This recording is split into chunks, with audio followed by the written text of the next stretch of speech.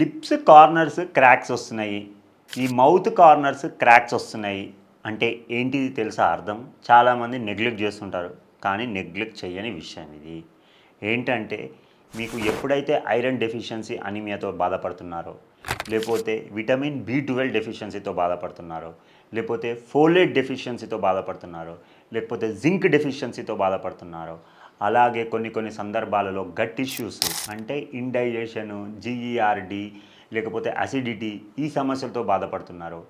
ఇంకా కొన్ని సందర్భాలలో ప్యాంక్రియాస్ సమస్యతో బాధపడుతున్నప్పుడు కూడా ఈ కార్నర్స్ ఏంటైతే అంటే మీకు క్రాక్స్ రావడం జరుగుతుంది.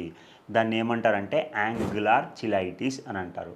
సో ఈ సమస్యతో బాధపడుతుంటే మీరు డాక్టర్ని సంప్రదించి మెయిన్గా డెఫిషియన్సీస్ ఎందుకు వస్తున్నాయి, దేనివల్ల వస్తున్నాయి, దాని రూట్ కాజ్ని అడ్రస్ చేస్తూ ట్రీట్మెంట్ ఇస్తే కంప్లీట్గా క్యూర్ అనేది జరుగుతుంది. తర్వాత మీకు ఎలాంటి గట్ ఇష్యూస్ కూడా ఉండవు. డైజెషన్ అనేది కూడా ఇంప్రూవ్ అవుతుంది. ఈ డెఫిషియన్సీస్ వల్ల వచ్చే అనర్థాలు అంటే ఇప్పుడు బి12 డెఫిషియన్సీ వల్ల వచ్చే తిమ్మిర్లు కానీ, మంటలు కానీ, లేకపోతే గట్ హెల్త్ ఇష్యూస్ వల్ల వచ్చే కడుపు బ్లోటింగ్ కానీ, అనీమియా సమస్యతో వచ్చే దమ్ము, దగ్గు, ఆయాసం కానీ ఇవన్నీ క్యూర్ అవ్వడం అనేది జరుగుతుంది. హోమియోపతిలో దీనికి రూట్ కాజ్ ట్రీట్మెంట్ అనేది ఉంటుంది.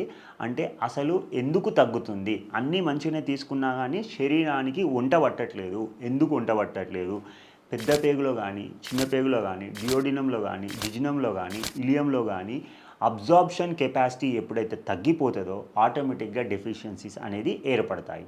దీనికి హోమియోపతి రూట్ కాజ్ని అడ్రస్ చేస్తూ మెడిసిన్ ఇవ్వడం జరుగుతుంది. కాబట్టి క్యూర్ అనేది ఈజీగా జరుగుతుంది. ఇది కంప్లీట్గా క్యూర్ అవడం అనేది జరుగుతుంది. Thank you viewers.